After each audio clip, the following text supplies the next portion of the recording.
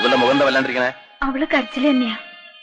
കുടുംബത്ത് കലഹം ഉണ്ടാക്കിയിട്ട് ഈ കല്യാണം നടത്തണ്ടെന്നാ പറയണേ. ഒറ്റ വീക്കിയാൻ വെക്കും.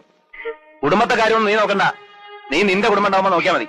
വല്യേട്ടനെ എല്ലാരും ഒറ്റപ്പെടുത്തും. വല്യേട്ടനെ എല്ലാവർക്കും ഒറ്റപ്പെടുത്താം. പക്ഷെ വല്യേട്ടൻ ഒറ്റപ്പെടാൻ വയ്യല്ലോ. അതല്ലേ വല്യേട്ടന്റെ കുറുക്ക്. എല്ലാം ഉണ്ട്. പക്ഷെ 50 പവനില്ല. എന്ന് വെച്ച് കല്യാണം നടക്കാണ്ടിരിക്കാൻ പോണില്ല. നിനക്ക് അത്യാവശ്യമുള്ള പൊന്നുണ്ട്. ബാക്കി പൊന്നിന്റെ സമാധാനം ഏട്ടൻ ചെയ്തു. ഇതാ പോരെ. ആ ഇനി പ്രതികൂട്ടി കയറാം. വിസ്തരിക്കാം. വക്കീലിനോ ജഡ്ജിക്കോ ആർക്ക് വേണം വിസ്തരിക്കാം. ഏട്ടനെന്താ പരിഹസിക്കാണോ? ഞങ്ങളോട് ആലോചിക്കാതെ ഏട്ടൻ ചെയ്യണമൊന്നും ശരിയല്ല. ഞാൻ എന്ത് ചെയ്തു? എല്ലാവരോടും ആലോചിച്ച് തന്നെ അവളുടെ കല്യാണം തീരുമാനിച്ചത്. ഒടുവിൽ നീ എന്ത് ചെയ്തു? എന്നെ വഞ്ചിച്ചു. ഇനിയും ഞാൻ ചെയ്യുന്നോ നിന്നോട് ആലോചിക്കണോ? ആഹാരം ബാധ്യതപ്പെടുത്തി പണം വാങ്ങിയില്ലേ?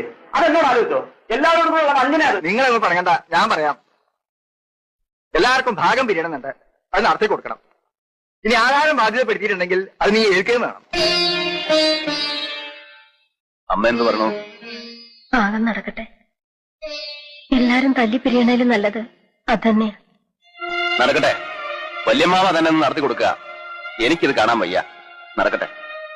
പിന്നെ നിങ്ങൾ ആരെയും ഞാൻ ബാധ്യതപ്പെടുത്തിയിട്ടില്ല.